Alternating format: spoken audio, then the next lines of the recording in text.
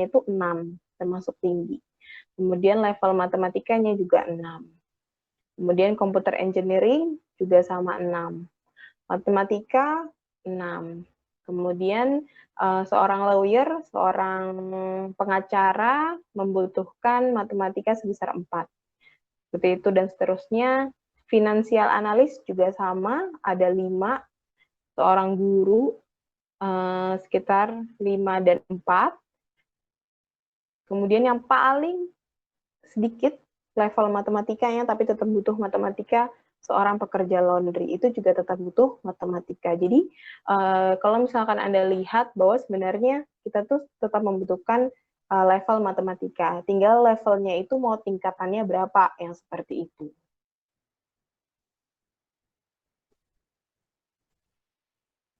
Ini terkait levelnya ya, jadi tingkat pertama itu berarti membutuhkan level matematikanya mungkin hanya menambah, berkurang pada 2 digit suatu angka seperti itu. Terus dia dapat menghitung suatu uang misalkan atau volume atau berat.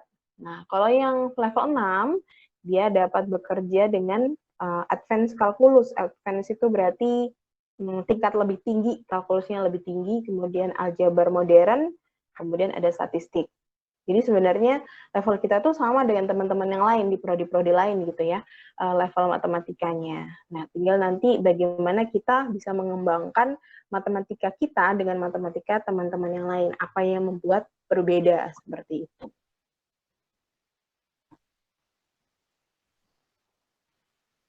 Selanjutnya terkait 6 kesalahpahaman tentang matematika. Yang pertama, matematika requires a special brain. Jadi seorang yang belajar matematika itu membutuhkan otak yang spesial seperti itu ya. Sebenarnya semua orang itu bisa matematika. Namun tinggal bagaimana kita mengasahnya begitu ya. Jadi hal ini tuh seperti sama saja dengan apakah bisa nggak sih kita menguasai suatu alat musik, suatu olahraga gitu ya. Nah, kalau sebenarnya kan alat musik bisa kita pelajari kan. Nah, itu sama dengan matematika. Matematika itu juga bisa kita pelajari gitu. Olahraga juga sama. Mungkin bedanya adalah pasti ada orang yang alat musiknya lebih pinter gitu ya, hingga akhirnya mereka menjadi seorang juarawan, atau kita yang memang butuh belajar yang kuat, yang keras gitu, untuk bisa menggunakan alat musik itu, seperti itu. Kemudian ada yang menyatakan matematika di sekarang itu terlalu kompleks.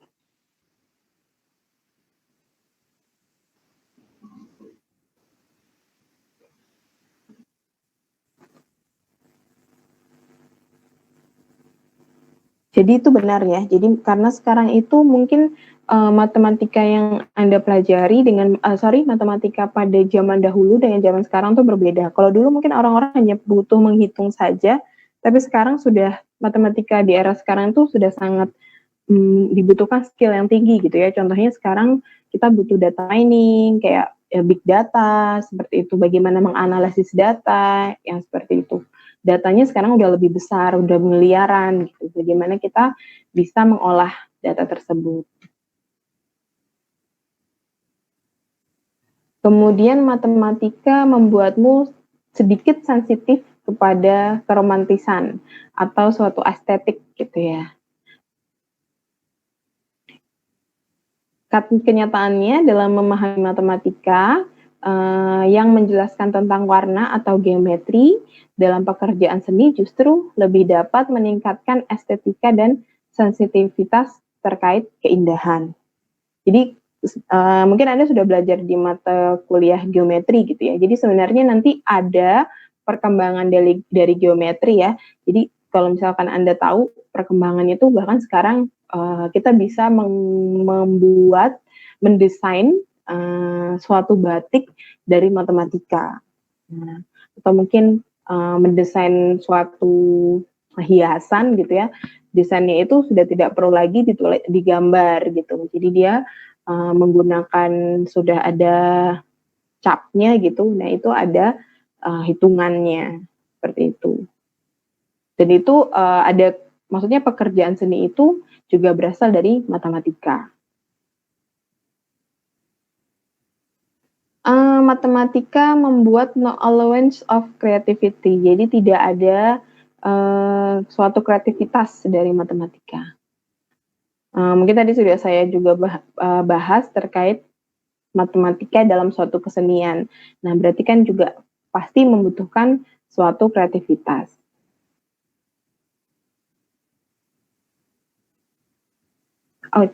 Matematika memberikan jawaban yang eksak, jawaban yang pasti gitu ya. Mungkin kalau Anda zaman sekolah dulu, jawabannya selalu pasti ya, 1 tambah 1, 2 gitu. Tapi nanti Anda akan dalam perkuliahan ini, maksudnya perkuliahan sampai nanti Anda lulus, mungkin ada beberapa jawaban itu belum tentu pasti gitu ya. Jadi maksudnya bisa jawabannya itu bermacam-macam. Jadi untuk matematika tingkat sekolah menengah, namun matematika dalam kehidupan sehari-hari memiliki suatu jawaban yang tidak fix atau eksak. Selain itu matematika juga ada yang namanya probabilitas, yang justru sering digunakan dalam melakukan analisis. Jadi maksudnya probabilitas itu namanya kemungkinan. Jadi bahkan nanti Anda malah mendapatkan hal-hal yang tadi belum pasti tapi Anda sudah hitung gitu. Matematika is irrelevant to my life gitu ya. Jadi ada yang menyatakan bahwa kita tuh tidak relevan dengan kehidupan kita. Mungkin biar sedikit ada penyegaran, kita melihat video dulu saja ya.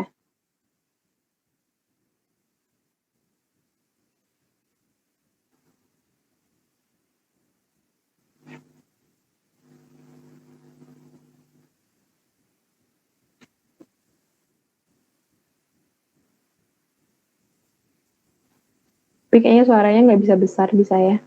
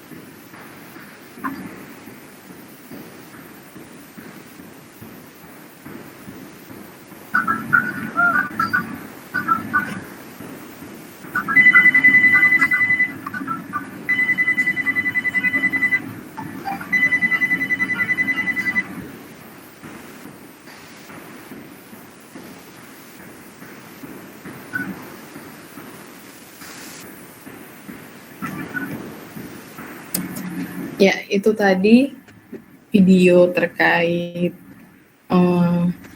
matematika di kehidupan sehari-hari gitu ya. Jadi kalau di sini di videonya bisa Anda lihat dari pagi gitu ya, dia menghitung matematika, menghitung semua kemungkinan dari jarak tangga, kemudian makan gitu ya, kecepatan berapa biar saya itu cepat selesai gitu. Kemudian waktu sekarang, terus nanti sekolahnya jam berapa, berarti dia punya waktu berapa lama untuk bisa nyampe sekolah. Kemudian berat dari tasnya sampai lebar dari pintunya gitu ya. Baru terkait tinggi pohon sama kecepatan dari kendaraan. Baru kunci dari lemari tempat dia menaruh barang-barangnya. Itu kan juga ada kemungkinan, 64.000 kemungkinan. Dan yang paling mungkin sekarang yang paling banyak digunakan ini ya, code di dalam suatu elektronik. Jadi kode gitu ya, atau algoritma yang digunakan pada internet atau HP dan seterusnya. Namanya algoritma Fibonacci. Jadi Anda mempelajarinya saat mata kuliah matematika diskrit.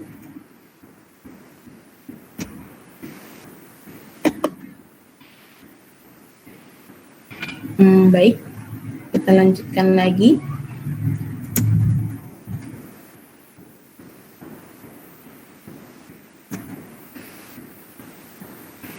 Mungkin saya lanjut aja ya. Jadi apa itu matematika? Nah, sekarang ini matematika itu cenderung dikatakan dalam 3 cara gitu ya. Kalau misalkan kita membahas terkait matematika, yaitu sebagai gabungan atau kumpulan dari percabangan. Yang kedua sebagai suatu cara untuk membuat model. Dan yang ketiga sebagai bahasa. Nah, nanti dalam mata kuliah ini, kenapa saya membahas tadi itu ya, kita tuh sebenarnya mau membahas terkait bahasa. Jadi logika matematika itu terkait bahasa yang akan kita gunakan secara matematis gitu ya, yang kita manfaatkan pada dunia-dunia saintis seperti itu. Nih, matematika sebagai gabungan atau kumpulan dari percabangan. Yang pertama logik atau logika, kemudian aritmatika, kemudian aljabar, kemudian geometri, kemudian ada trigonometri, probabilitas, statistika, dan kalkulus.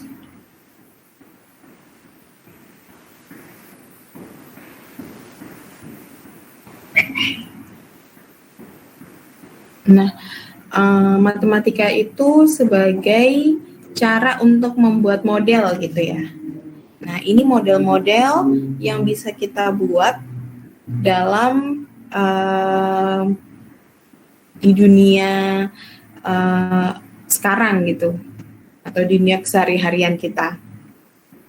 Yang pertama ada terkait bisnis manajemen, yang kedua ada ekonomi, kemudian engineering ya, teknik, kemudian biologi atau ekologi, kemudian computer science atau artificial intelligence, kemudian ada fisika dan kimia, kesehatan, kemudian ada psikologi, dan ada sosiologi.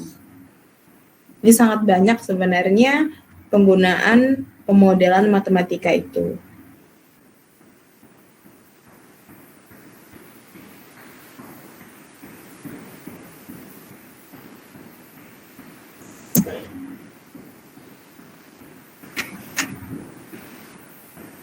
Saya lanjut. Bahasa matematika. Jadi bahasa matematika itu untuk mengekspresikan atau mengkomunikasikan secara verbal atau visual, kemudian fakta, opini, pemikiran, ide, perasaan, dan keinginan atau perintah. Kemudian mengekspresikan atau mengkomunikasikan suatu waktu atau antara lain yang berbeda dari satu orang lainnya.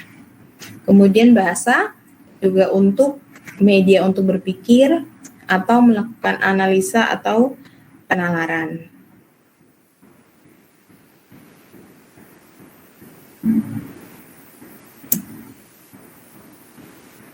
Selanjutnya terkait sejarah dari matematika. Jadi sebelumnya pada zaman arkeologi gitu ya, matematika itu digunakan untuk menghitung atau merekam. Jadi dari suatu nilai gitu ya. Selanjutnya matematika menjadi suatu menalar kuantitas untuk pemecahan masalah. Jadi mungkin dalam penghitungan dalam bayar gitu. Selanjutnya matematika dibuat suatu rumus gitu ya. Jadi ada bentuk, ukuran, dan geometri. Nah, sekarang matematika itu banyak digunakan untuk mengecek terkait peramalan cuaca, kemudian penghitungan terkait kesehatan gitu ya. Kemudian yang sudah saya bahas berkali-kali ya, terkait artificial intelligence. Jadi terkait informasi, kemudian hal-hal yang berkaitan dengan era digital. Nah, ada bahasa matematika yang tidak bisa kita bahasakan gitu ya, yaitu perasaan dan emosi, kemudian kesamaran.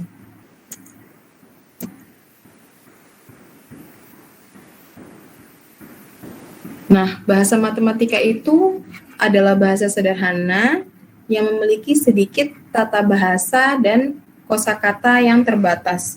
Jadi tidak sama dengan seperti bahasa yang biasa kita gunakan, yang banyak keterangan gitu ya, atau kata hubung dan sebagainya. Matematika itu mungkin hanya satu simbol yang membahas banyak maksud seperti itu. Contohnya ini penjumlahan. Jadi dengan tulisan jumlah itu bisa menyatakan sebagai tambah ya, atau increase by more. Jadi bertambah dengan keseluruhan gitu. Terus kebersamaan atau kombinasi atau dan gitu ya. Kemudian pengurangan itu bisa menyatakan sebagai pengurangan sendiri, kemudian perbedaan ya, atau pengurangan atau take away.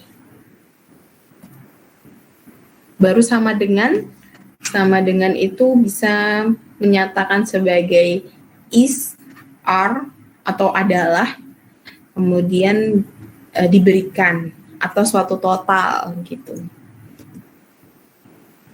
Ini terkait multiplication atau perkalian, jadi bisa menyatakan double, twice kan ya, atau lebih dari itu, multiple gitu. Baru ada juga kurung itu menyatakan perbedaan juga bisa, atau perkalian dari penjumlahan, kemudian penjumlahan dari suatu yang berbeda. Kemudian ada turn around, jadi bisa menyatakan kurang dari, dan pembagian. Jadi maksudnya dalam satu notasi itu bisa menjelaskan banyak kata gitu. Selanjutnya terkait literasi kuantitatif.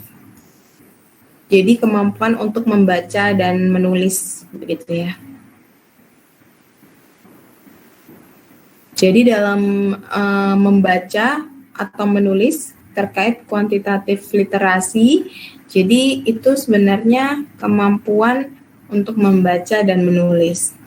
Nah, maksudnya di sini, jadi kita membaca dan menulis itu di saat Anda kecil ya, Anda kan sudah diberitahu gitu ya oleh sama orang tua gitu ya. Kalau A itu tulisannya A, gitu. 1 itu tulisannya 1. Nah ini juga sama. Jadi yang sudah disepakati oleh seluruh dunia bahwa angka 1 itu tulisannya 1. Itu. Nah nanti juga akan berlaku pada perkuliahan kita di logika matematika. Ada memang notasi-notasi yang sudah disetujui secara global bagaimana untuk menulis notasi tersebut dan maksudnya apa.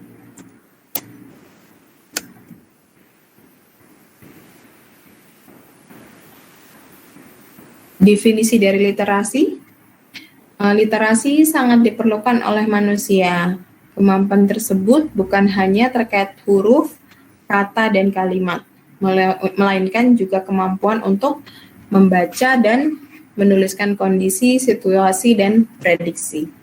Jadi nanti di tahun-tahun depan gitu ya, Anda juga harapannya bisa membaca dan menulis tidak hanya huruf saja, tapi bisa membaca, menuliskan kondisi, situasi, dan memprediksi. Begitu.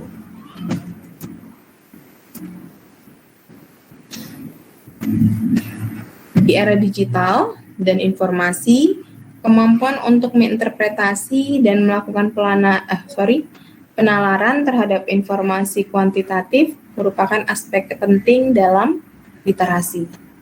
Informasi kuantitatif adalah informasi yang melibatkan matematika dan angka.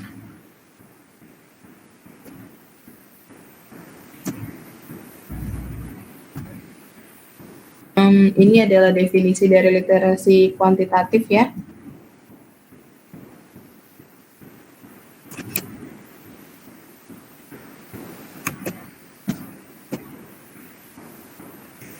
Oke. Nah, sekarang kita sedikit masuk ke perkuliahannya. Jadi untuk mengembangkan keterampilan dari penalaran kuantitatif, kita akan membahas terkait atau menganalisa terkait suatu kesalahan dari argumen, gitu ya. Jadi nanti Anda tuh membahas terkait suatu opini atau mungkin suatu pernyataan gitu ya. Nah, kita sedikit menganalisa terlebih dahulu terkait argumen yang salah.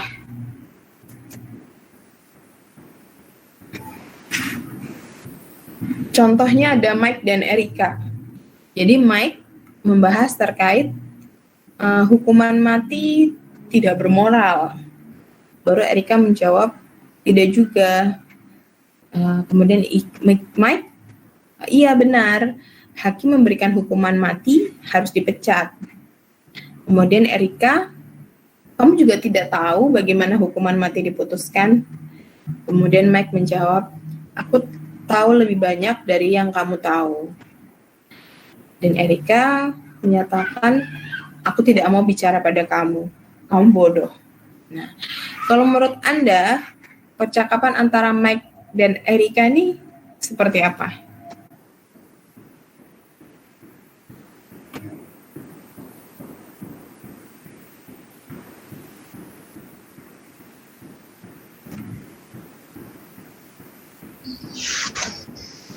Dari keduanya tidak ada yang mau mengalah, Bu. Mereka mau apa?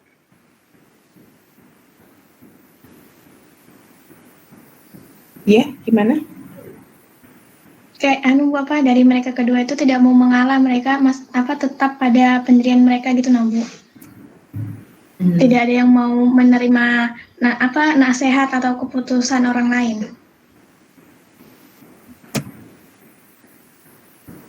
Ya, oke. Jadi keduanya tidak mau mengalah gitu ya. Kalau menurut Anda, Mike dan Erika ini saling nyambung nggak sih dengan apa yang mereka bahas?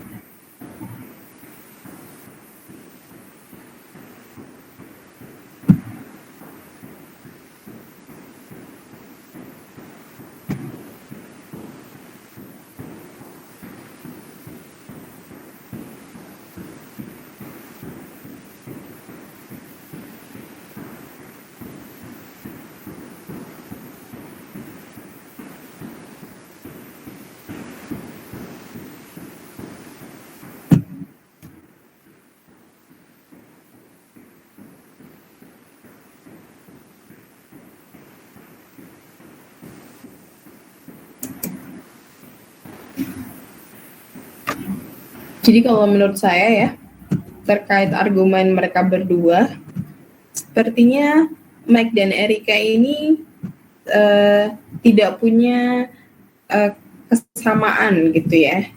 Jadi kalau Mike, dia terkait membahas hukuman matinya. Jadi hukuman mati itu tidak bermoral gitu. Sedangkan Erika tuh membahas terkait orang saat akan dihukum mati itu ada hal-hal yang diputuskan terlebih dahulu gitu. Makanya orang tersebut diputuskan untuk dilaksanakan hukuman mati. Nah, pasti kalau misalkan seseorang gitu ya berargumentasi gitu ya, di mana mereka sudah punya suatu argumen masing-masing terkait apa yang dibahas, pasti terjadi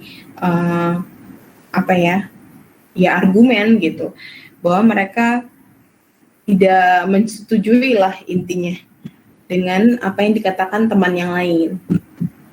Nah, ini berlaku terhadap Mike dan Erika karena mereka tidak saling berhubungan gitu. Satunya membahas terkait hukuman mati, yang satunya lagi membahas terkait suatu keputusan itu ada alasannya, seperti itu. Akhirnya terjadilah suatu hal gitu ya antara Mike dan Erika, mereka berkelahi begitu. Nah, dengan adanya argumentasi ini akan lebih baik kalau keduanya saling memahami satu sama lain gitu ya. Jadi sebenarnya kalau misalkan ada suatu argumen atau argumentasi, ya kita tidak perlu terlalu teguh gitu ya dengan pendirian kita. Sebaiknya kita memahami dulu satu sama lain terkait argumen dari teman kita gitu.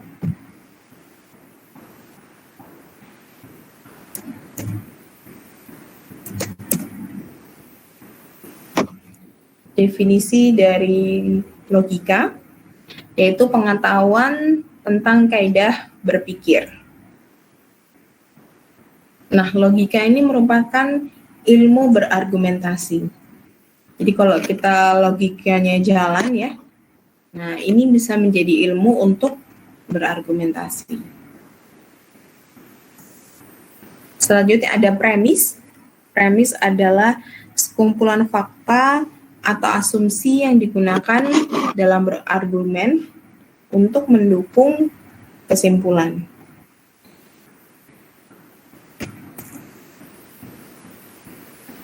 Kemudian ada yang dinyatakan sebagai falasi. Falasi itu adalah kesalahan logika dalam berargumen. Karena logikanya salah, nah itu dikatakan sebagai falasi. Jadi falasi itu bisa dikatakan sebagai argumen yang menyesatkan atau yang tidak didukung oleh premis.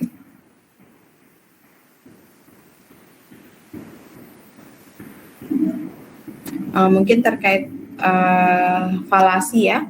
Jadi falasi itu sering terjadi dan timbulnya falasi itu karena tidak sengajaan. Nah, pengalaman yang kita dapatkan dalam menganalisa falasi adalah menjadi dasar dalam membangun kemampuan berpikir kritis. Jadi kita sebagai seorang mahasiswa ya, nah Anda itu kalau misalkan dalam berpikir kritis, Anda harus tahu dulu alasan dari suatu argumen. Kemudian Anda evaluasi argumen tersebut, kemudian cari problem solvingnya atau pemecahan masalahnya. Kemudian tentukan bagaimana untuk penyelesaian masalah tersebut, decision making gitu ya. Kemudian dianalisis. Jadi kalau misalkan kita sebagai mahasiswa maupun seorang yang berpendidikan ya, kita jangan selalu hanya berkomentar saja gitu. Kita harus punya perpikiran bahwa bagaimana menyelesaikan masalah tersebut gitu. Ini terkait tipe-tipe dari falasi. Mungkin saya lihat dari contoh kalimat saja ya yang kita manfaatkan.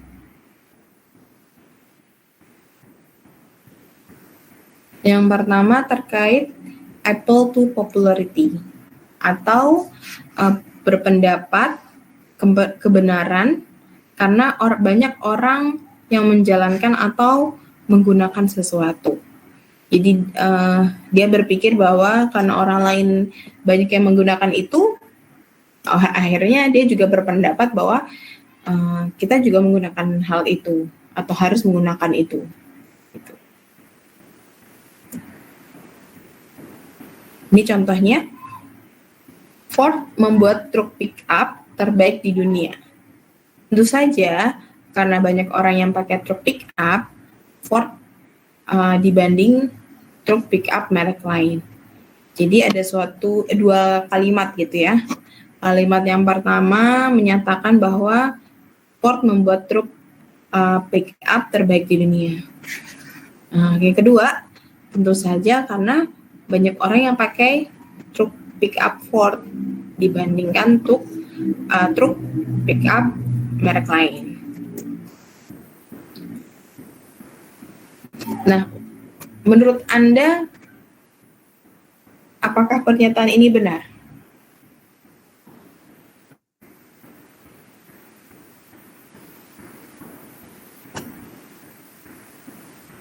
Belum tentu benar, Bu. Kenapa? Belum tentu benar, Bu. Belum tentu benar. Kenapa?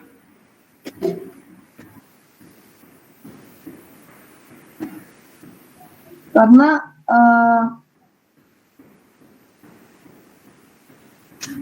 karena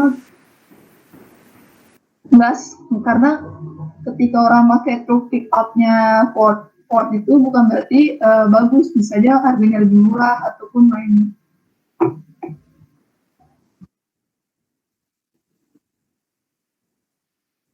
Kalau banyak yang menggunakan truk pick up Ford dibandingkan yang lain, belum tentu truk pick up Ford itu terbaik di dunia. Seperti itu ya maksudnya. Iya, Bu. Iya. Jadi sebenarnya tadi ya kita punya suatu premis bahwa banyak orang mengendarai truk pick up merek Ford. Kemudian ada suatu kesimpulan bahwa Ford membuat truk pick up terbaik di dunia. Nah, sebenarnya ini belum tentu benar gitu ya. Belum tentu semua orang yang mengendarai suatu merek A gitu yang banyak daripada yang lain itu tuh yang paling baik gitu ya. Ya mungkin aja mungkin lebih tepatnya popularitasnya lebih banyak ketimbang truk yang lain seperti itu. Nah, sekarang coba Anda lihat pada ada 3 ini ya. Kelihatan ya di layar Anda. Ada suatu cola favorit, suatu soda ya. Soda ini dari 9 orang menyatakan bahwa soda ini favorit. Sehingga kita pada piknik ini kita harus menggunakan soda tersebut. Silakan Anda buat premisnya, conclusion-nya apa gitu, terus dianalisis.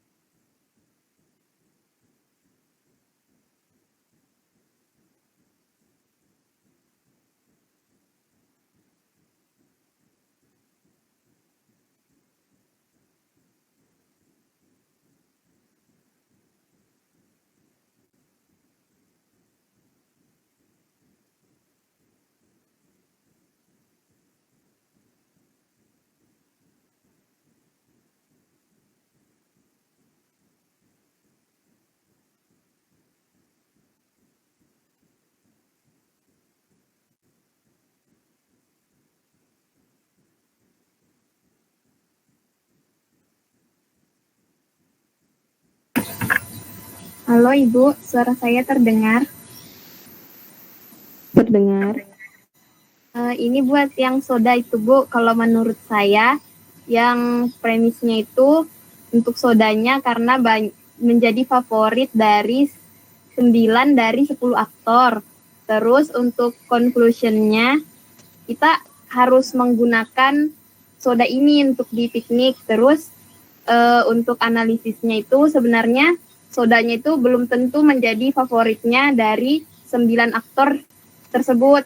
Tapi mungkin aja itu cuman iklan, karena kan aktor tuh kayak iklan-iklan gitu kan Bu, ya buat cari duit juga kayak gitu Bu, kalau menurut saya.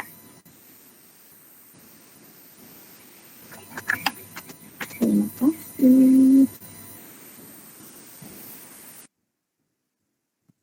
Oh baik, berarti bahwa karena belum tentu gitu ya bahwa 9 aktor itu memfavoritkan cola tersebut gitu. Bisa aja itu suatu iklan begitu ya. Mungkin ada argumen lain dari teman-temannya?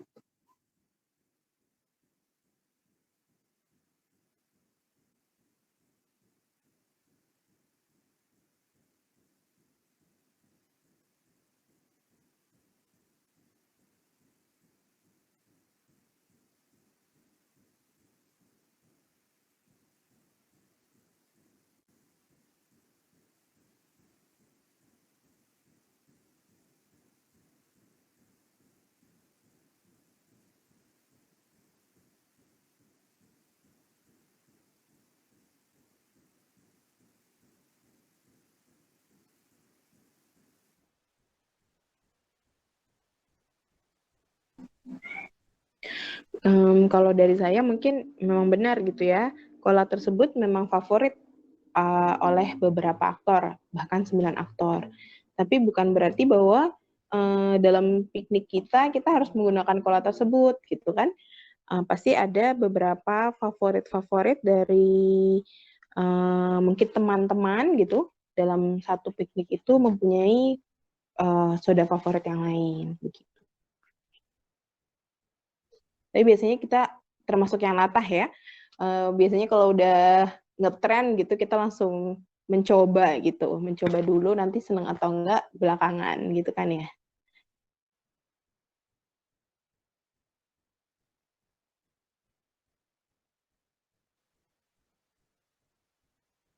Mungkin bisa Anda coba yang nomor 2 dan 3. Nanti kalau sudah saya akan panggil salah satu gitu ya untuk mendengarkan argumennya.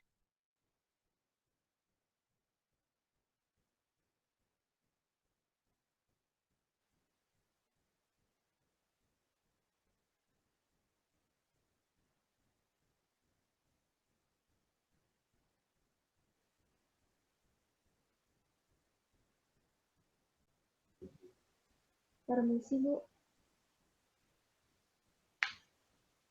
Iya, silakan. Saya mau jawab yang nomor 3 sih, Bu. Oh iya, boleh. Di situ kan saya yakin Pepsodent pasta gigi yang terbaik karena mayoritas penduduk Jakarta menggunakannya. Kalau premisnya menurut saya itu sih karena mayoritas penduduk Jakarta menggunakannya kan. Terus kesimpulannya itu Pepsodent merupakan pasta gigi terbaik.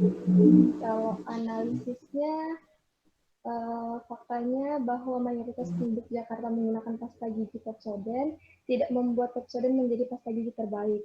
Karena mungkin saja masih ada merek pasta gigi yang lain yang menjadi favorit orang lain. Mungkin itu aja, Bu.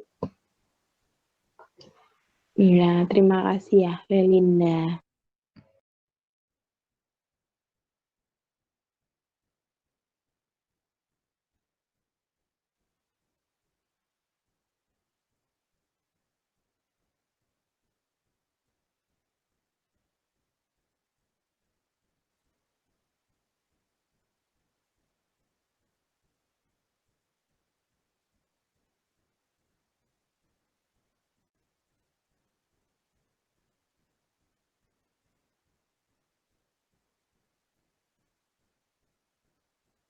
Mungkin tadi teman-temannya ada yang dengar nggak ya? Jadi Lelinda menjawab nomor 3 terkait saya yakin bahwa Pepsodent pasta gigi itu yang terbaik karena mayoritas penduduk Jakarta menggunakannya.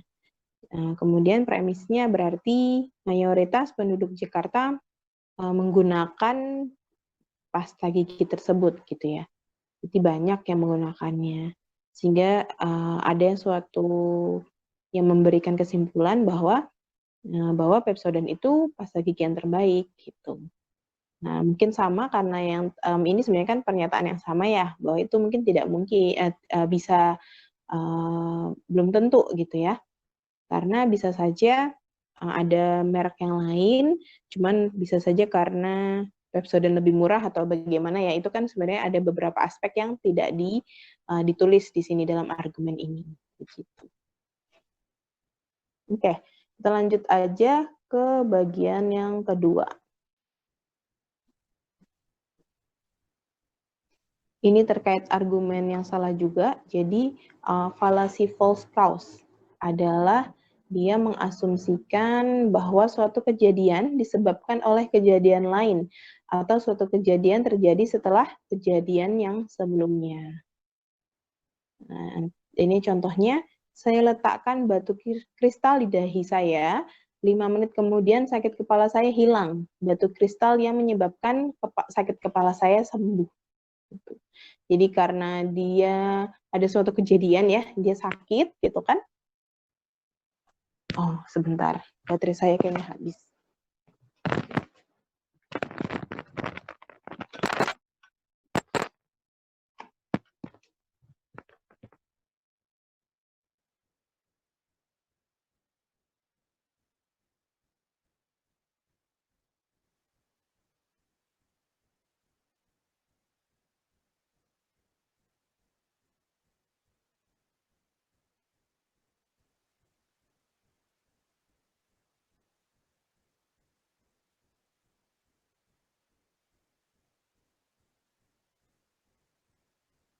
terlihat nggak ya slide saya di sini?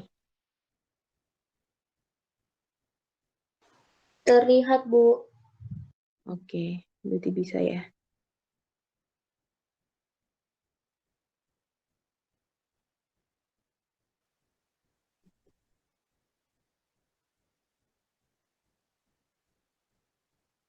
Iya, jadi awalnya kejadiannya awalnya dia sakit gitu ya.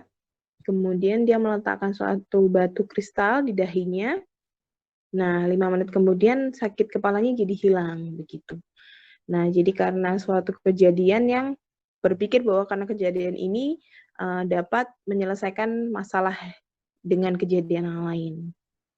Kalau misalkan mau dibuat suatu premis, yang pertama premisnya adalah saya letakkan batu kristal di jidat saya. Nah, premis yang kedua, 5 menit kemudian sakit kepala saya sembuh. Nah, diberikan suatu kesimpulan bahwa batu kristal itu yang kristal yang menyebabkan sakit kepala saya sembuh. Iya, berarti batu kristal tersebut yang menyembuhkan sakit kepalanya, begitu. Nah, ini kan berarti suatu false cause ya, atau mengasumsikan suatu kejadian yang belum tentu secara akal sehat benar, begitu. Nah, coba sekarang Anda kerjakan, ada 3 soal ini. Nah, buatlah premisnya ya, ada 2 premis, nanti kesimpulannya seperti apa. Silakan dianalisis.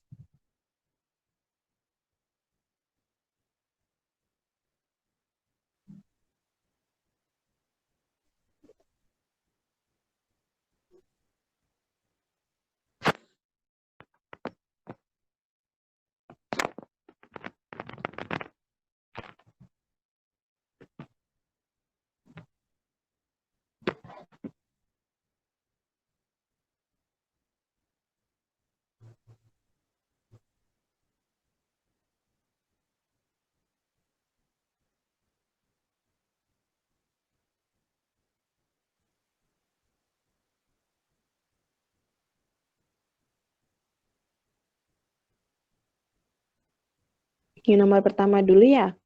Premis yang pertama apa?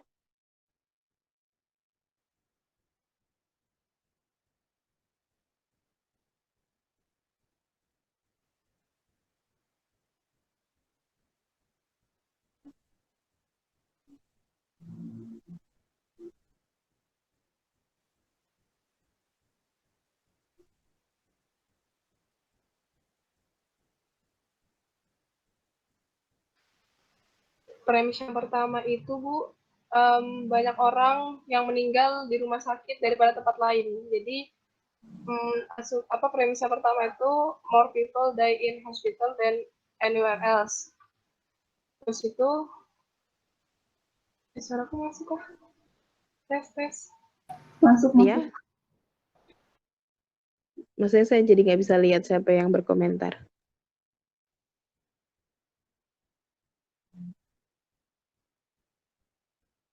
Selanjutnya yang premis kedua.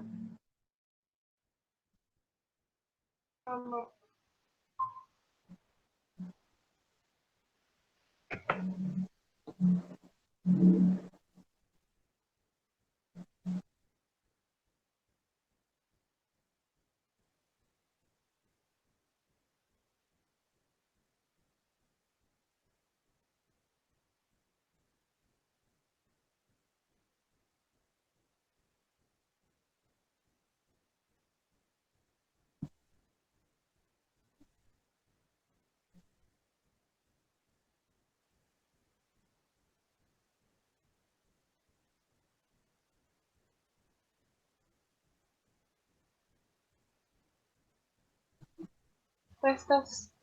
Iya. Oh ya, keluar tadi, Bu. Sorry, maaf.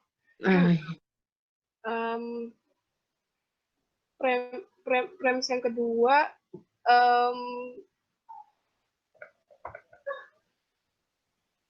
saya dapatnya cuma satu premis, Bu, karena ini kan yang tadi tuh ada 3 kalimat. Kalau ini kan cuma 2 kalimat, jadi saya dapatnya satu premis doang. Terus kesimpulannya Jadi jadi kalau misalnya kita pergi ke hospital tuh kayak menyebabkan kematian. Analisisnya premis itu menjelaskan satu kejadian karena banyak orang yang meninggal di rumah sakit. Padahal eh, itu nggak menyebabkan kita meninggal gitu loh, karena meninggal tuh belum tentu karena kita ke rumah sakit. Gitu, Bu. Siapa ini namanya? Misi, Bu. Oh, Messi. Oke. Iya, terima kasih Messi. Jadi premisnya cuma satu ya, yaitu banyak orang meninggal di hospital daripada tempat lain. Ya, benar. Mungkin satu lagi ada yang mau menjawab?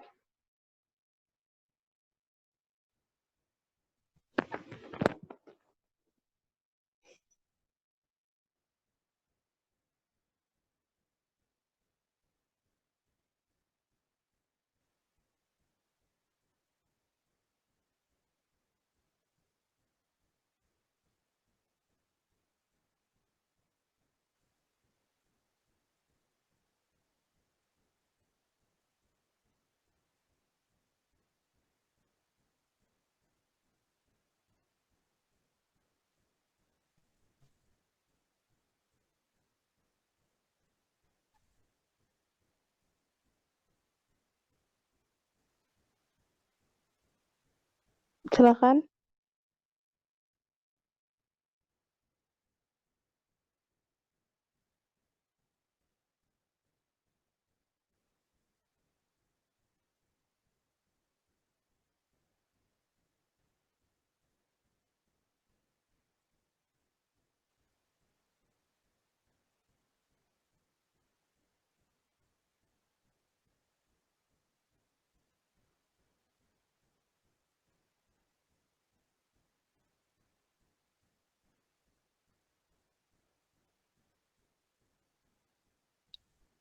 Ya, benar.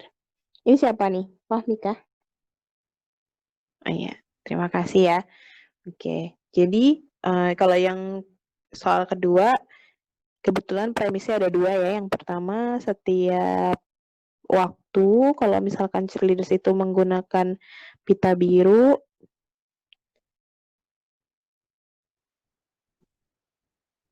oh enggak, jadi ada suatu cheerleaders yang menggunakan pita biru, begitu ya. Premis pertama. Yang kedua, tim basketnya selalu menang. Dan dia memberikan kesimpulan, kita harus menggunakan pita biru untuk cheerleadersnya agar tim basketnya menang.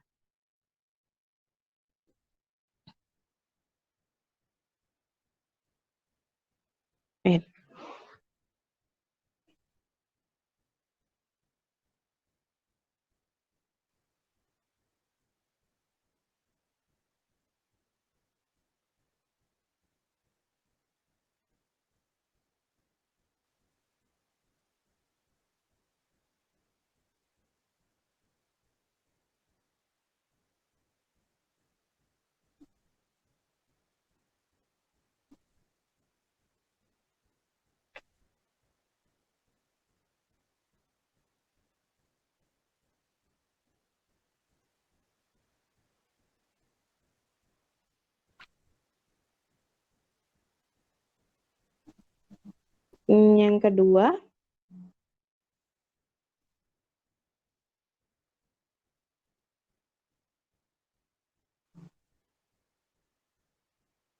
yang ketiga ya. Jadi suatu appeal to ignorance atau fallacy yang menyatakan suatu pernyataan benar karena tidak pernah dibuktikan salah atau sebaliknya. Suatu pernyataan bernilai salah karena tidak pernah dibuktikan benar. Contohnya adalah ilmuwan tidak pernah menemukan bukti konkret bahwa alien itu pernah mendatangi bumi. Oleh karena itu, setiap orang yang mengklaim pernah melihat UFO pasti berhalusinasi. Premisnya adalah tidak ada bukti bahwa alien pernah mendatangi bumi. Kesimpulannya, alien tidak pernah mengunjungi bumi. Jadi di sini karena seorang ilmuwan tidak pernah menyatakan bahwa ada dan tidak gitu ya, dan memang mereka belum bisa menemukan gitu ya suatu bukti konkret suatu alien pernah mendatangi bumi.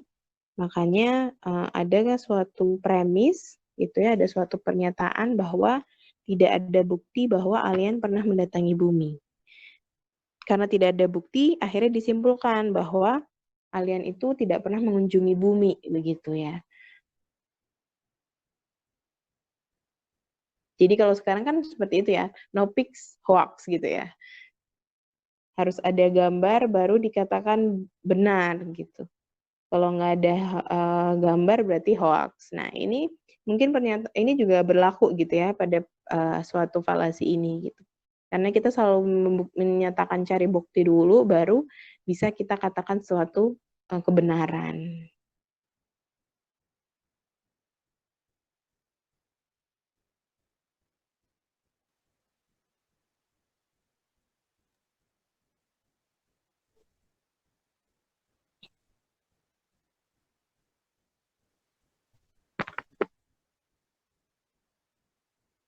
Contohnya yang latihan ini ya, sampai saat ini tidak ada yang pernah melihat Tuhan, dan ini adalah bukti bahwa tidak adanya Tuhan. Nah, kalimat ini kan sama dengan kalimat yang contoh tadi gitu.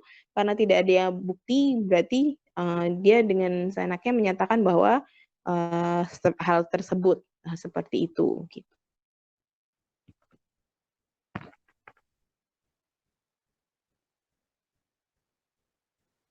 Saya lanjutkan ke contoh 4. Jadi diambil dari suatu sedikit sampel ya, dan kemudian dari sampel ini yang akhirnya dijadikan suatu kesimpulan gitu ya. Jadi misalkan jadi hanya diambil beberapa orang gitu ya, dari beberapa orang ini langsung bisa ditarik kesimpulan. Contohnya adalah 2 kasus leukemia pada anak-anak terjadi di sepanjang jalan yang dilewati aliran listrik bertegangan tinggi. Dan diberitahu bahwa tegangan listrik yang menyebabkan leukemia anak gitu ya. Nah ini kan tadi ya dibilang bahwa dari sampel yang diambil ada 2 orang anak-anak yang menderita kasus penyakit leukemia. Nah anak ini dalam kebetulan tinggalnya itu dekat dengan aliran listrik yang bertegangan tinggi.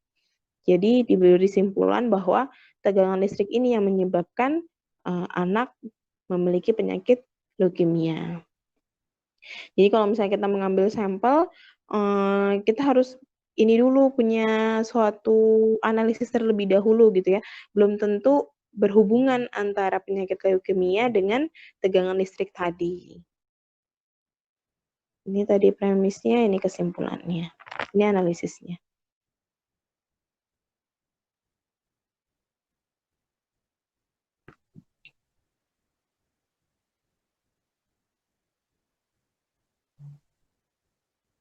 Saya lanjutkan. Limited choice atau false dilemma. Yaitu suatu falasi atau argumen yang salah yang memaksakan kesimpulan dengan cara membatasi pilihan. Kebanyakan seringkali menggunakan pernyataan yang mengandung antara atau contohnya adalah kamu tidak mendukung presiden, kamu bukan orang yang patriotik gitu ya. Jadi karena dia tidak memilih A, berarti dia tuh B begitu. Ini premisnya, kamu tidak mendukung presiden, kesimpulannya kamu bukan orang yang patriotik. Ini argumen tersebut menyatakan hanya ada 2 tipe, yaitu orang yang patriotik, di mana dia adalah yang mendukung presiden, dan yang bukan patriotik, yang tidak mendukung presiden.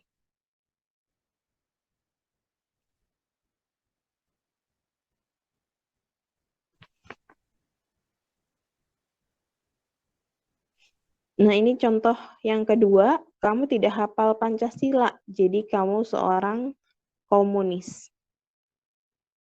Berarti premisnya apa?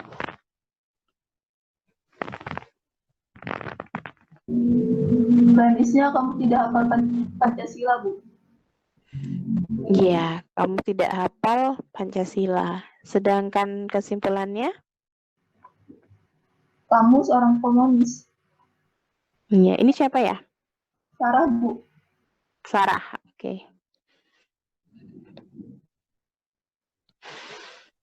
Tepat ya, berarti dia hanya punya 2 pilihan, yaitu kalau misalkan dia hafal Pancasila, berarti dia seorang yang nasionalis, tapi kalau dia tidak hafal Pancasila, berarti dikatakan seorang komunis.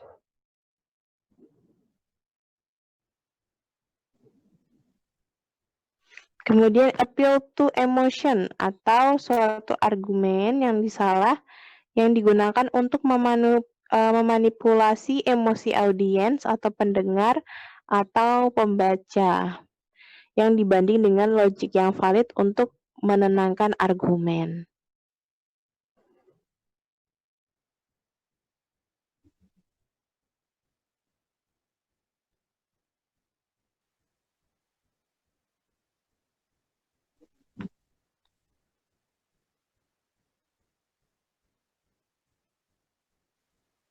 Contohnya ini, dalam suatu iklan ban Michelin terdapat foto seorang bayi.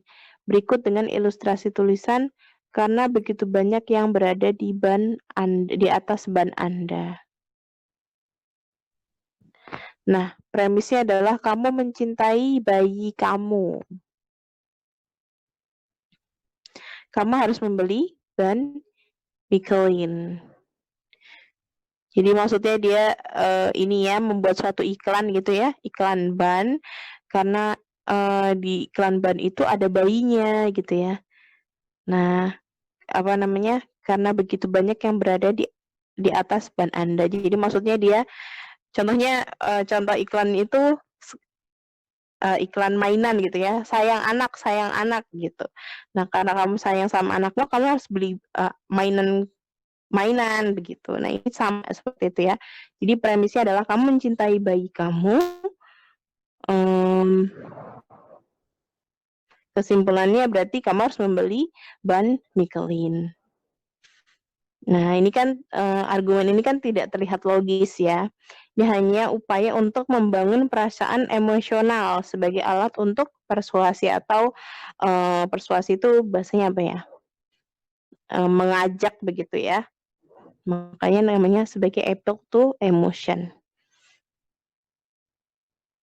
Nah, contohnya ini pada suatu latihan, silakan Anda coba dulu.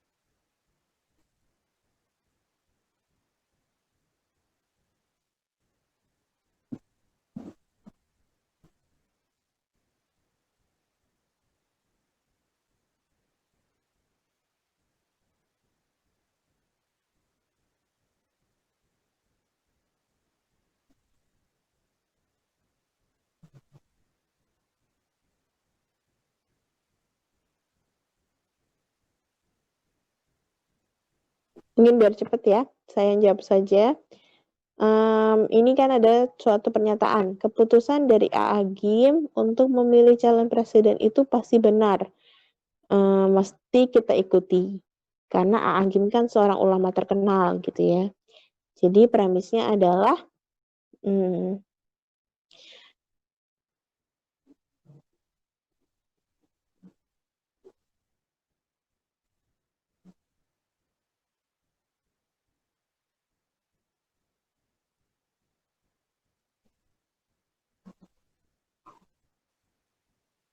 bahwa Agim merupakan seorang ulama terkenal begitu. Jadi mungkin dia fans beratnya Agim. Nah, karena Agim seorang ulama terkenal, berarti keputusan dari Agim ini menjadi sorotan gitu ya. Dan akhirnya salah satunya karena dia memilih seorang calon presiden, nah kita mengikuti sorotan tersebut gitu ya, atau Agim yang notabene sebagai ustadz begitu. Nah, ini juga sama ya, jadi karena ada emosi di dalamnya, karena dia ngefans sama Agim, suka mendengarkan kajiannya gitu misalkan. Nah, akhirnya dia memilih apa yang dipilih oleh Agim gitu.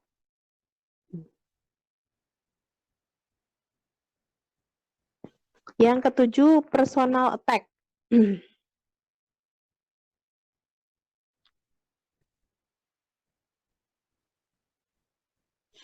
Yaitu terkait argumen yang menolak argumen karena fakta subjektif atau yang tidak relevan dengan orang yang memberikan argumen. Ini contohnya ada seorang bernama Gwen, kamu harus berhenti minum alkohol karena akan mempengaruhi nilaimu dan akan menjadi buruk. Nah, ini membahayakan orang ketika kamu menyetir berkendara dalam keadaan mabuk.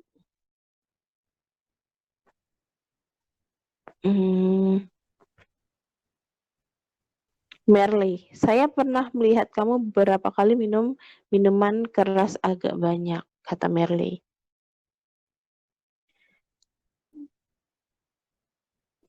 Nah, di sini mungkin Merly tidak menerima gitu ya, dikatakan bahwa dia harus berhenti minum alkohol. Dimana karena di sini Gwen menyatakan bahwa minuman alkohol ini bisa mempengaruhi nilaimu dan ini juga membahayakan dalam berkendara. Nah, analisisnya adalah Merle lebih memilih menyerang Gwen secara personal dibandingkan berargumentasi secara logis. Nah, percakapan ini yang dikatakan sebagai personal attack. Jadi dia membalas gitu ya, jadi suatu argumen tapi dia membalas dengan hal yang terkait privasi misalkan atau suatu personal gitu.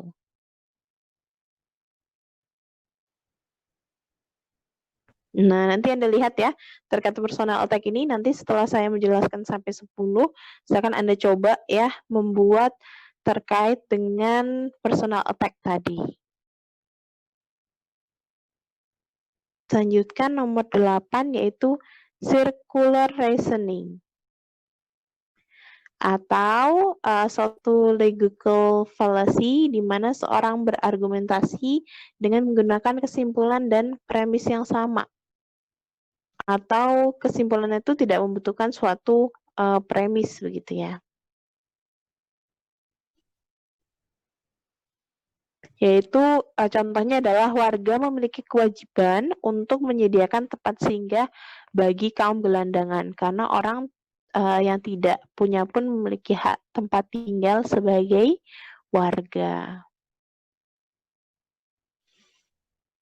Nah, ini premis dan kesimpulannya sama gitu ya.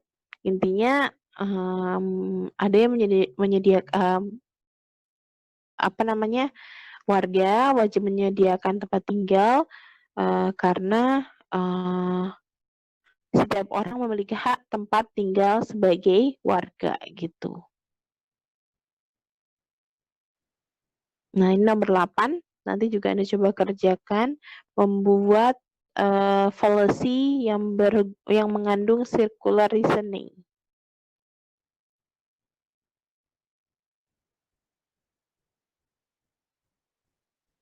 Bagi yang bingung ya, ini ada contoh yang kedua. Ada 2 anak kecil bertetangga yang ingin makan bersama satu kue kecil. Tetapi ibunya sudah melarang mereka makan kue. Sam, aku punya ide. Bagaimana kalau aku mengambil satu kue dari toples ibuku, lalu kita berbagi kue itu? Kemudian Bill menjawab, Kemudian Bill, kamu mengambil satu kue dari toples ibumu dan menaruhnya di toples ibuku, begitu ya. Jadi si ada dua anak kecil namanya Sam gitu ya, dan satunya lagi namanya Bill.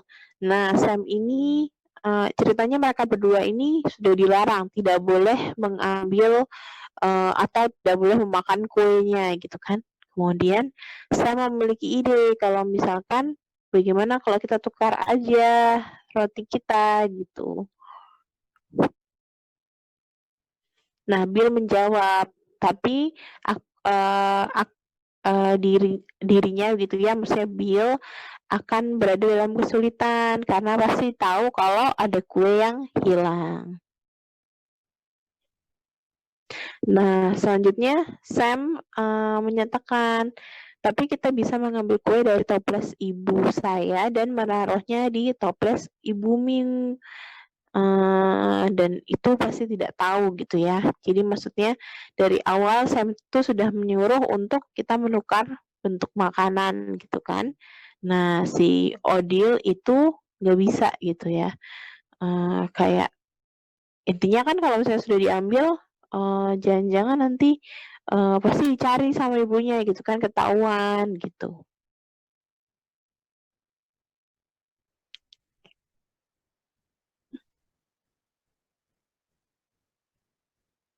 Baru pernyataan yang kedua, tetapi aku akan berada dalam kesulitan karena ibuku pasti tidak tahu bahwa jadi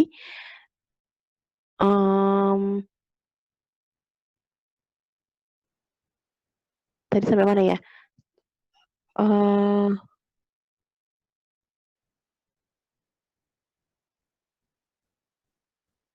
Sam terus menjawab, tapi kita bisa mengambil kue dari toples ibu saya dan menaruhnya di toples ibumu. Dia tidak akan tahu gitu ya.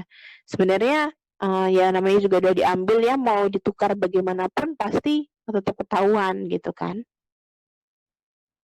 Kemudian Sam menjawab, tapi nanti kamu berada dalam masalah besar, seperti itu. Nah, ini juga ya. Jadi intinya dia tuh mencari-cari cara gitu ya, mencari celah bagaimana biar bisa menyelesaikan masalah gitu ya. Meskipun begitu tetap saja gitu ya, tidak menemukan. Makanya dikatakan sebagai circular reasoning. Nomor 9 yaitu diversion atau sesuatu untuk mengalihkan perbincangan dari permasalahan utama. Nah, red herring ini bisa sengaja maupun tidak sengaja. Dan biasanya digunakan untuk para politisi, pengacara, dan pengarang di cerita misteri.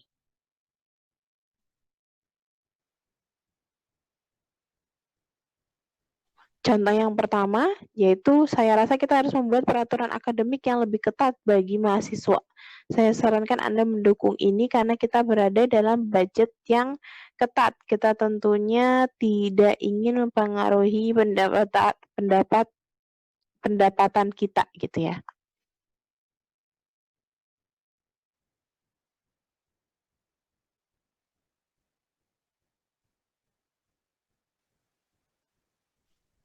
Analisis adalah pada kalimat kedua, meskipun digunakan untuk mendukung kalimat pertama, tapi tidak terkait dengan topik tersebut, sehingga pernyataan di atas tidak mengandung fallacy red herring. Jadi meskipun satunya mengalihkan pernyataan pertama, tapi ini bukan red herring gitu ya. Contoh yang kedua, alkohol itu kesukaan saya dan selama ini saya sehat saja. Jadi alkohol itu lebih sehat dari coklat. Nah, yang contoh yang B ini benar dikatakan melakukan logical fallacy. Jadi dia melihat dari logika dulu baru dibuat argumentasi.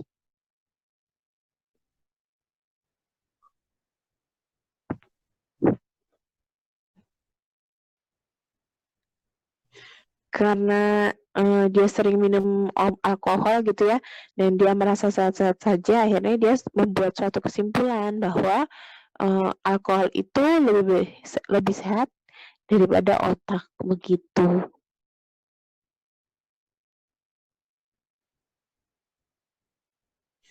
Yang ke-10, strawman, yaitu manusia jerami. Adalah argumentasi selalu menempatkan posisi lawan sebagai posisi yang ekstrim atau mengancam dan tidak masuk akal daripada kenyataan atau fakta yang sebenarnya terjadi.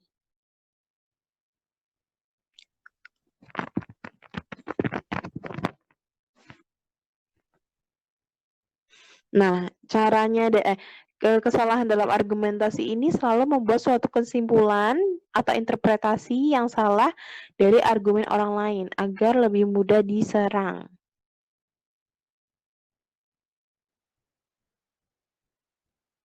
Ini ya contohnya, hari yang cerah, yang B.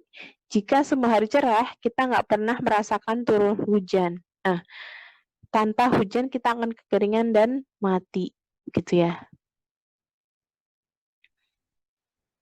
Nah, analisisnya adalah pernyataan B tersebut secara keliru menangkap klaim A, bahwa A hanya percaya hanya hari cerah yang baik, dan B berargumen melawannya gitu ya. Sebenarnya A hanya menyatakan hari cerah baik, walau faktanya A tidak mengatakan tentang hari hujan gitu. Jadi maksudnya dia menyerang orang lain gitu ya tanpa disadari mungkin atau mungkin memang disadari gitu ya. Padahal A hanya bilang bahwa hari ini cerah gitu, tapi yang B itu kayak mungkin kayak gerumel gitu ya. Kadang kan ada ya beberapa orang yang seperti ini. Oke. Ini yang terakhir yaitu strawman. Strawman ini mirip dengan apa ya? Proses stokastik kali ya. Ini contohnya yang jadi ibunya menyatakan, "Dek, sudah dulu main komputernya. Akhir-akhir ini Ade terlalu sering main komputer," begitu kan. Terus adiknya menjawab, "Jadi ibu ingin saya berhenti main komputer selamanya? Ingin saya terus-terusan belajar sampai stres gitu? Ibu jahat," katanya gitu. Jadi si ade ini sudah berpikiran yang lain-lain gitu ya terkait mmm, terkait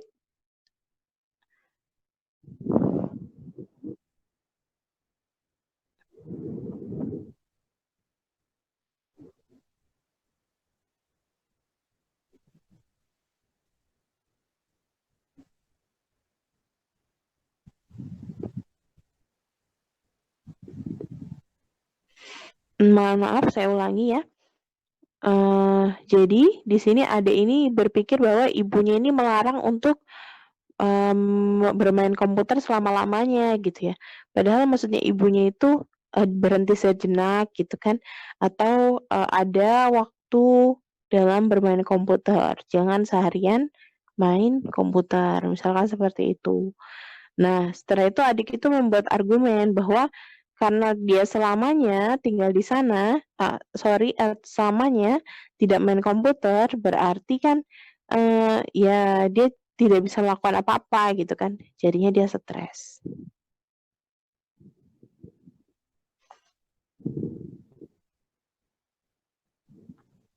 Nah, kalimat yang adik katakan itu merupakan logical fallacy atau membuat interpretasi yang berbeda dengan makna yang disampaikan oleh ibu, begitu. Dari sini ada yang tanyakan?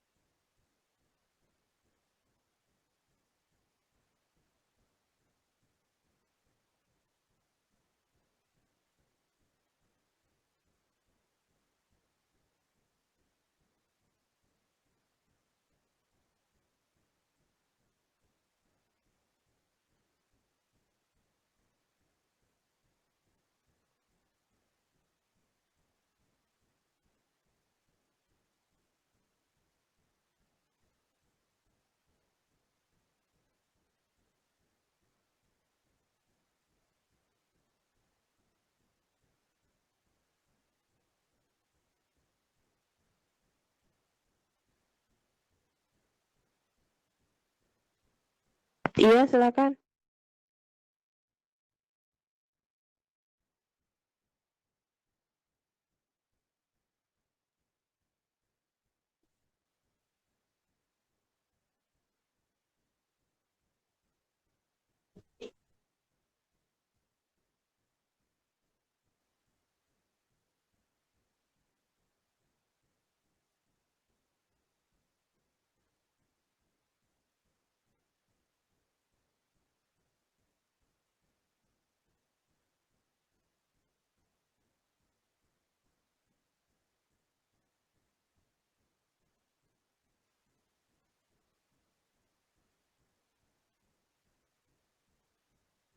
Oh iya, silakan. Fahmi ya.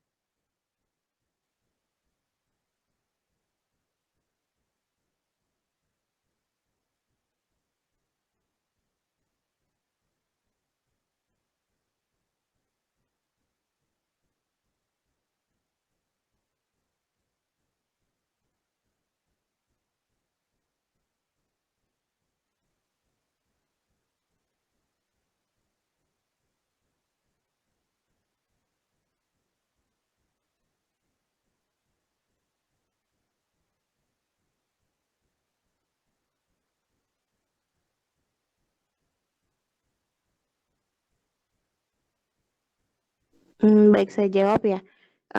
Nggak ada. Jadi memang dia akan berputar. Karena tadi mereka tidak memiliki apa ya, mencarikan solusi, tapi solusinya belum memberikan jawaban untuk permasalahannya begitu.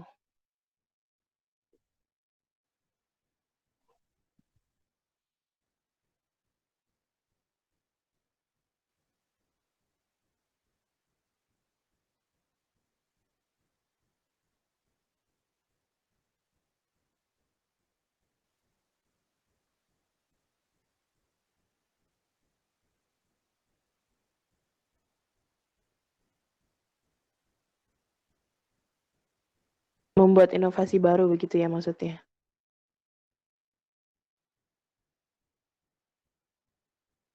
Kalau misalkan sebenarnya nggak perlu memecahkan masalah itu, tidak perlu membuat suatu inovasi baru sih. Cuman mungkin lebih realistis gitu ya. Kayak contohnya tadi itu terkait, ya maksudnya ada masalah yang memang tidak bisa kita selesaikan begitu. Ya mau bagaimana lagi gitu. Tapi kalau misalkan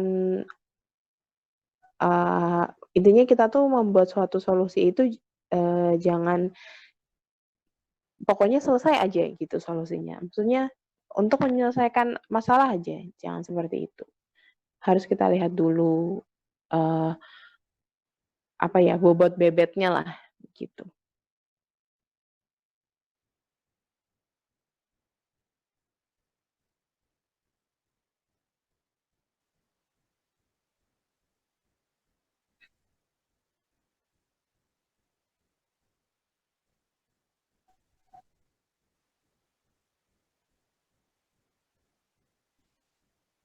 Mungkin ada yang lain, ada yang ditanyakan? Apa cukup?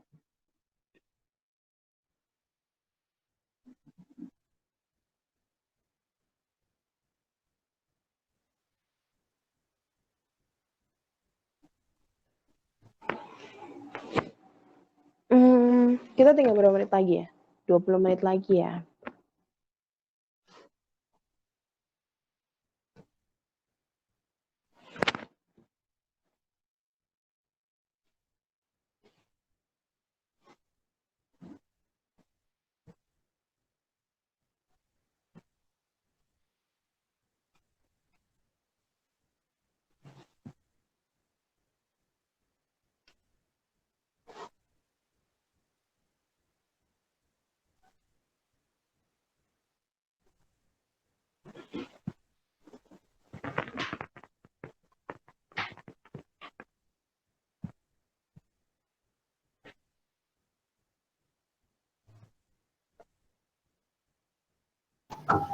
Bu.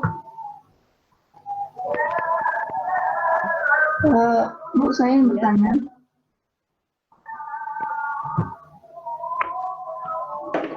Silakan. Bu, berarti untuk circular reasoning itu premis dan kesimpulannya sama aja, Bu?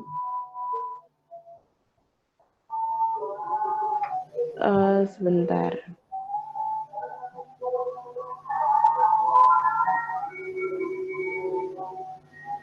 Circular dan circular reasoning, Bu. dengan yang Maksud saya di pernyataan circular reasoning, berarti premis dengan kesimpulannya itu sebenarnya sama aja kan, Bu? Kalimat iya, premisnya dengan kesimpulannya. iya. Baik, Bu. Terima kasih.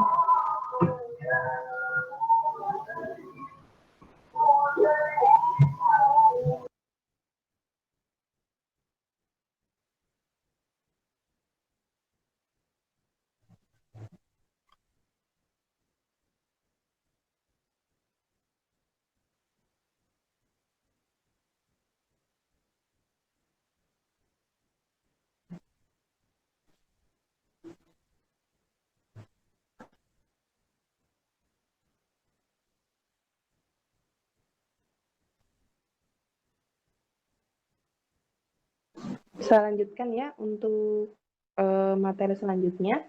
Kita sudah sedikit sudah masuk ya. Kalau tadi kan baru terkait argumentasi gitu ya. Nah, sekarang kita masuk ke materi yang benar-benar di logika matematika. Nah, yaitu yang pertama terkait proposisi. Nah, proposisi itu adalah pernyataan yang melukiskan beberapa keadaan yang belum tentu benar atau salah dalam sebuah kalimat berita. Nah, kebenaran sebuah proposisi berkorespondensi dengan fakta. Sebuah proposisi yang salah tidak berkorespondensi dengan fakta. Jadi kalau misalkan proposisi itu baru suatu pernyataan gitu ya. Nah, kalau misalkan dia benar, kalau misalkan kita katakan suatu pernyataan benar, itu harus ada faktanya. Kalau misalkan benar dengan maksud kita itu belum tentu gitu ya. Sedangkan kalau salah atau tidak benar, berarti tidak ada fakta yang membuktikan, begitu maksudnya.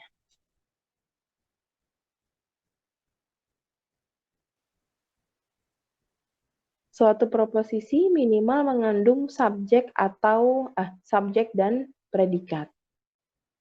Bisa berupa pernyataan atau bisa berupa penyangkalan. Mungkin Anda sudah tahu ya maksud dari subjek itu apa. Jadi biasanya adalah suatu pelaku atau orang yang melakukan kegiatan. Selanjutnya ada suatu predikat. Jadi seperti kata kerja begitu ya.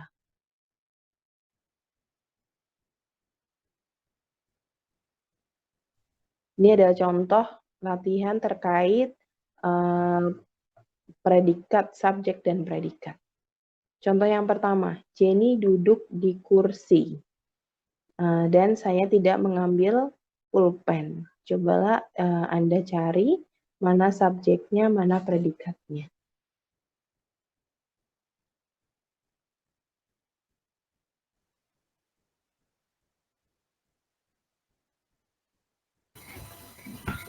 Untuk yang pertama itu, Bu, subjeknya Jenny, terus predikatnya duduk.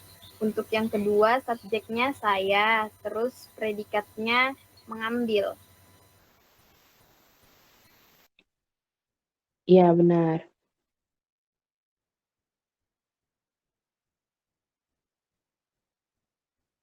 Jadi ini pernyataan ya, ada Jenny duduk di kursi. Subjeknya adalah Denny, predikatnya adalah duduk. Ini juga sama, subjeknya adalah saya, kemudian predikatnya adalah mengambil. Nah, pada kalimat pertama ini merupakan keduanya sama-sama proposisi ya, tidak ada pernyataan benar atau salah. Namun proposisi ini yang pertama pernyataan gitu ya, berupa pernyataan, sedangkan yang kedua berupa penyangkalan, karena ada pernyataan tidak begitu ya.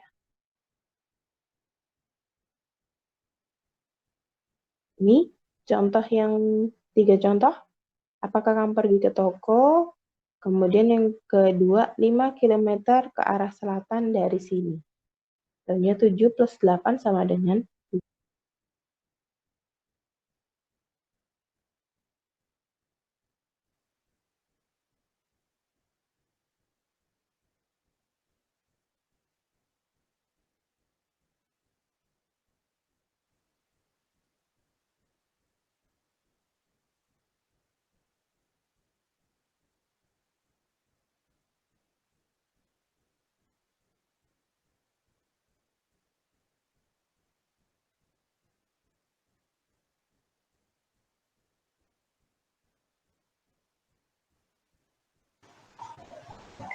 Saya, Bu.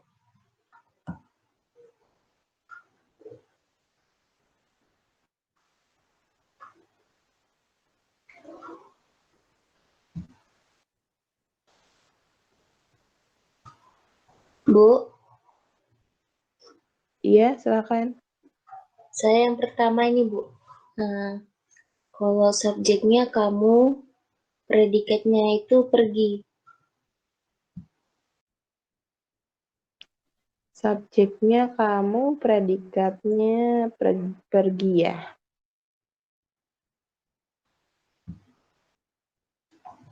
Iya, Bu. Tadi Kalau proposisi menyatakan apa? ya, Bu. Proposisi menyatakan apa?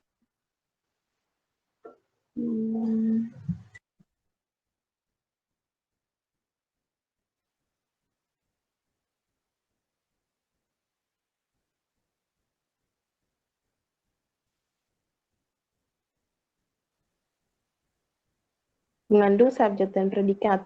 Nah, predikatnya kamu begitu ya. Predikatnya pergi. Iya, Bu. Oke.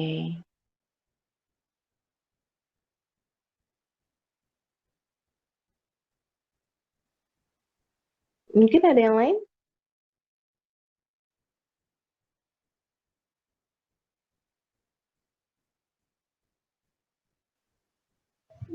Oh, Mama. Satu yang lagi kan?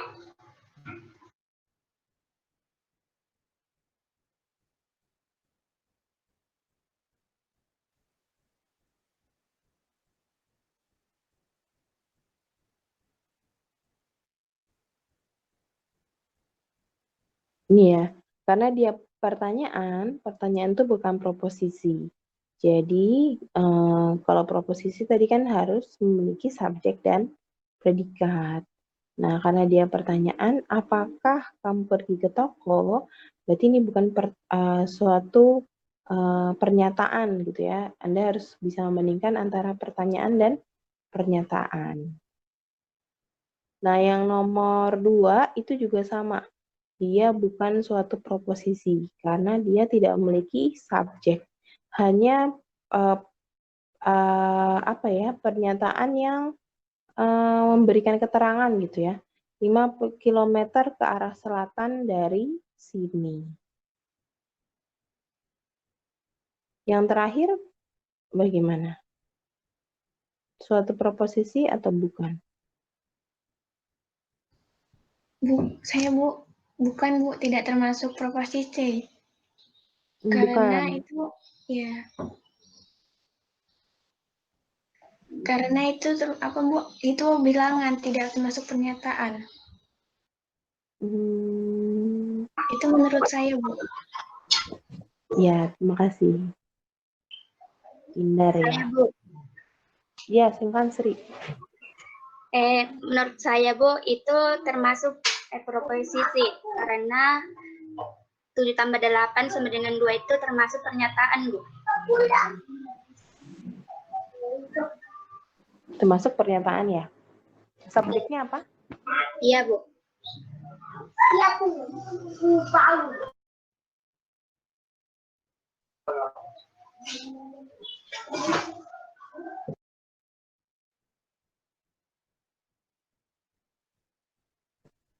Subjeknya apa? Kalau misalkan 7 ditambah 8 sama dengan 2. Subjeknya 7 tambah 8, Bu. Predikatnya? 2. Predikatnya 2 ya. Iya, Bu. Nah, ini ya. Jadi benar, 7 tambah 8 sama dengan 2 itu proposisi. Ya, karena dia pernyataan gitu ya. Nah, terkait subjeknya adalah 7 dan 8. Kalau predikatnya atau kalimat lengkapnya adalah ditambah sebenarnya. Karena dia yang memberi kata kerja. Jadi diberi kerja gitu ya pada 7 dan 8. Seperti itu. Nah, kalau tadi kan kita memang banyak kalimat-kalimat ya, maksudnya kalimat-kalimat yang bisa dikatakan sebagai ambigu gitu ya. Nanti kalau dalam perkuliahan kita mungkin lebih banyak angka yang kita bahas.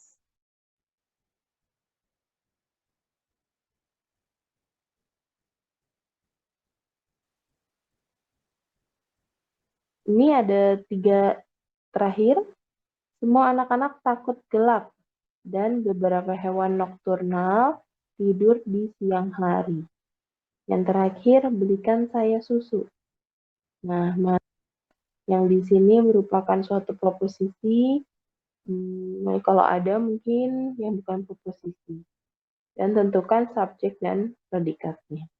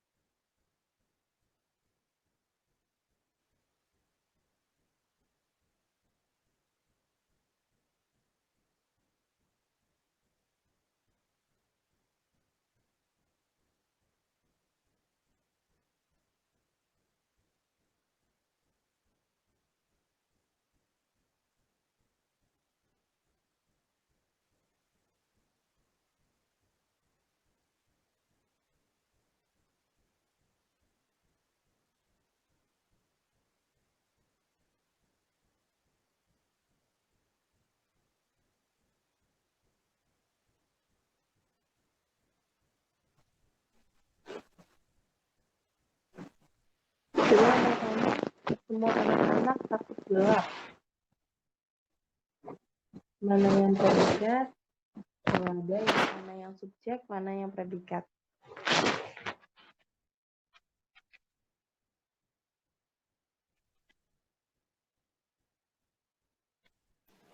Saya, Bu. Iya, silakan Dina. Semua anak-anak takut gelap itu termasuk proposisi karena ada subjek dan predikat. Subjeknya anak-anak, predikatnya takut, Bu. Berarti ini merupakan suatu proposisi ya, karena ada subjek dan predikat. Iya. Oke, yang nomor 2 mungkin yang lain dulu, baru nanti kalau sudah semua baru.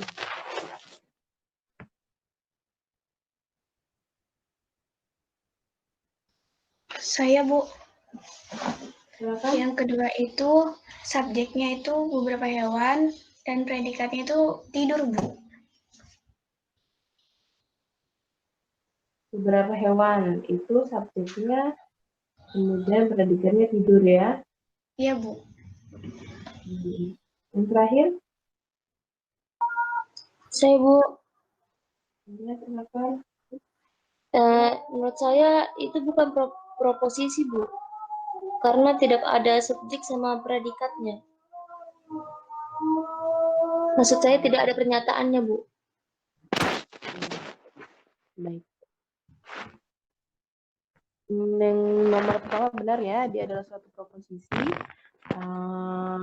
karena ada subjek dan predikat. Gelap itu berarti keterangan ya. Yang kedua juga sama-sama proposisi, jadi beberapa hewan adalah subjeknya, tidurnya predikat, siang hari itu terkait keterangan. Yang terakhir bukan proposisi, karena sebenarnya ini tanda seru ya, suatu kalimat tanda seru itu. Pernyataan sih sebenarnya. Kalimat perintah, Bu. Oh, kalimat perintah ya, benar. Iya benar, dia kalimat perintah ya. Jadi sebenarnya kalau mungkin dibalik itu saya beli susu misalnya, itu mungkin lebih tepat. Oke. Nah, mungkin itu dulu saja materi untuk hari ini ya. Nah, nanti kita akan membahas terkait proposisi ini nanti akan saya bahas lebih detail lagi di minggu depan. Baru nanti kita bahas terkait nilai kebenaran dari pernyataan. Nanti Anda akan mendapat sepertinya ada nilai kebenaran, apakah pernyataan itu benar atau salah, begitu. Jadi kalau suatu pernyataan digabungkan dalam bentuk atau, bagaimana, kalau dikasih dan, bagaimana, dan seterusnya. Ada yang tanyakan?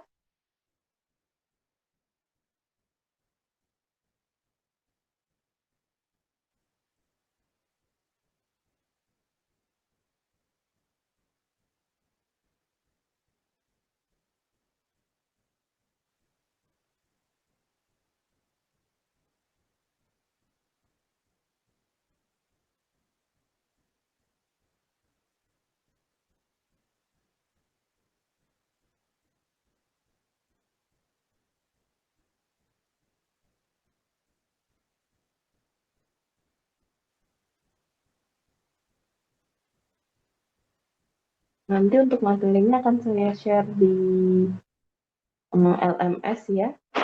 Ternyata ini tadi videonya tidak saya rekam ya. Jadi nanti bisa saya rekam, bisa saya share di LMS juga.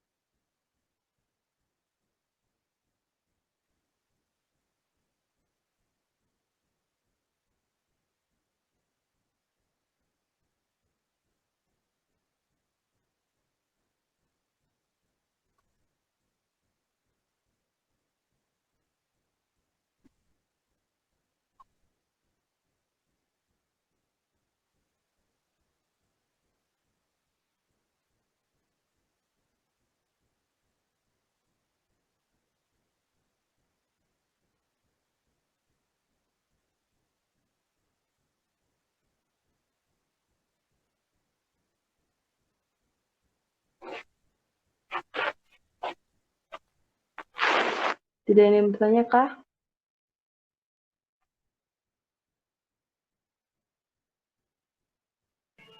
Sepertinya tidak ada, Bu. Permisi, Bu. Permisi, Bu.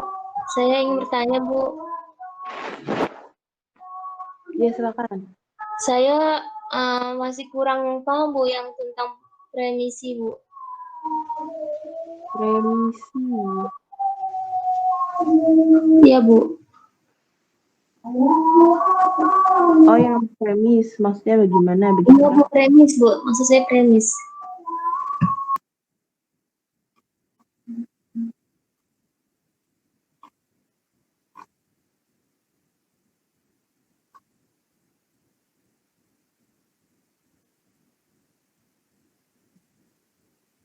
Bentar ya, saya share dulu.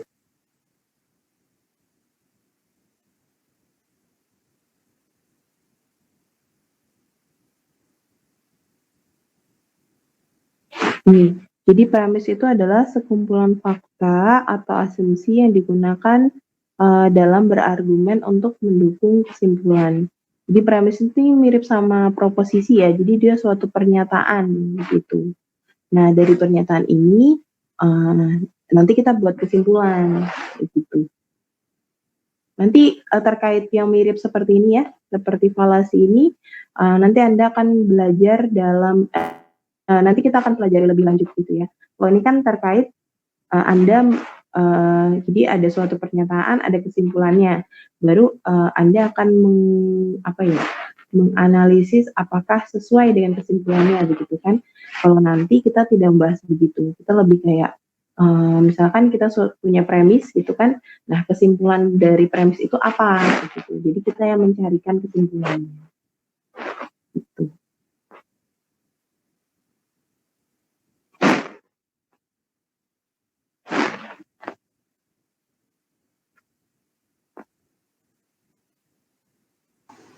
Baik Bu, terima kasih. Iya.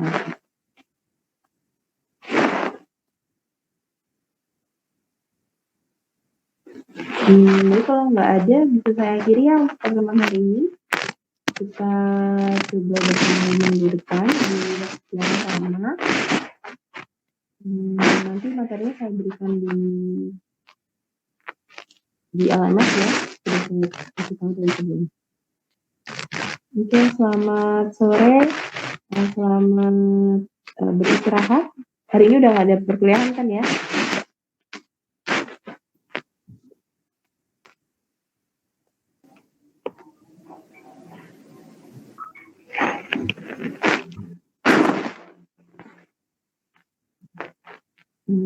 Baik. Wassalamualaikum warahmatullahi wabarakatuh. Waalaikumsalam warahmatullahi wabarakatuh. Assalamualaikum warahmatullahi wabarakatuh.